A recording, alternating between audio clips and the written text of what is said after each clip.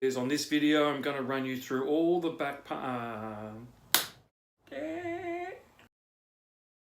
we're about to be anything of those. Look, let's get into it. Get into it. That cost. Hey guys, welcome back to G's Autos, and I'm bouncing around. Look, also giving you plus I'm also going to tell you what those parts cost. So come on guys, let's get into it. Get into it. on this video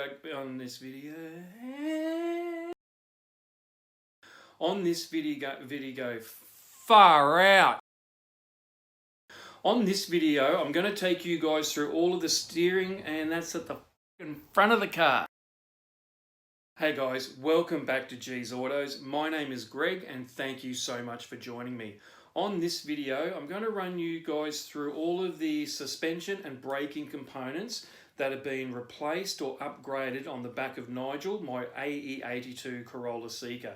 Plus, I'm also going to tell you guys how much those parts cost to give you a good idea if you're thinking about doing this yourself. So come on guys, let's take a look. Alright, let's start with the trailing arms. Now, these guys copped a really good clean and a paint. I never did anything with the bushes, I left them as is.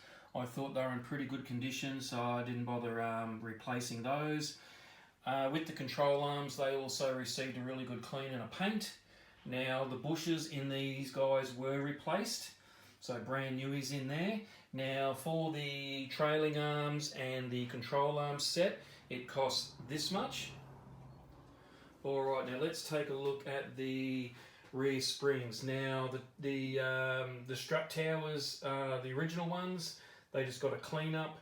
The boots in here are the originals. I never replaced those.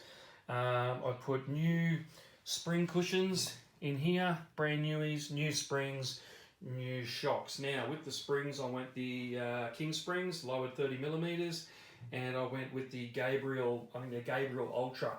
I was a bit surprised when I pulled the Gabriel struts out. There's absolutely no branding on there whatsoever, so I thought that was quite interesting.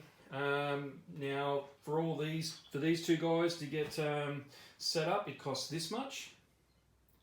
Okay, moving on to the brakes. New shoes are going on, went with Bendix. The rear brake lines are being replaced. They were a little bit exy, but anyway, that's all good in the hood. The knuckles, I didn't have to do anything with the knuckles. All the bushes in those I thought were good, so I just left them as is. They got a really good clean up and a paint though. All these components in the back end, as with the entire car, have just been absolutely disgustingly dirty. Painted the drums. They're all copped a nice coat of paint and a clean up.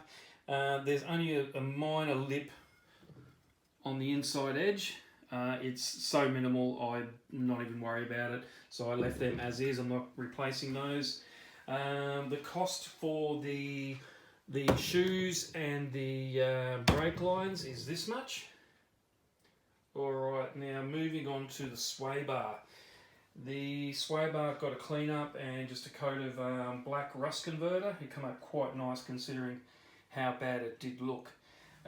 All of the bushes are being replaced on the sway bar, so we've got the sway bar link rubbers. We've also got that's the chassis rubbers for the main bar, and we've also got the links, the end links that go into there. So I wasn't going to do anything with the sway bar bushes, but when I had a closer look at them, they pretty much were just absolute rubbish. So as a result, everything got replaced, and the price to revamp the sway bar cost this much.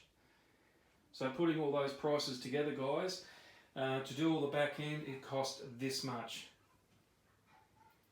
So there you go, guys. I hope that gives you a good idea of what you're up for cost-wise when it comes to replacing all these components.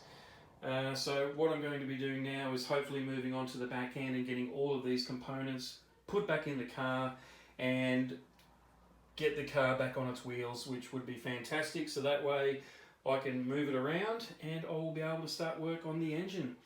Alright guys, thank you so much for joining me. Please hit the like, share, subscribe buttons. That would be really much appreciated. Alright, till next time guys. Thank you. See ya.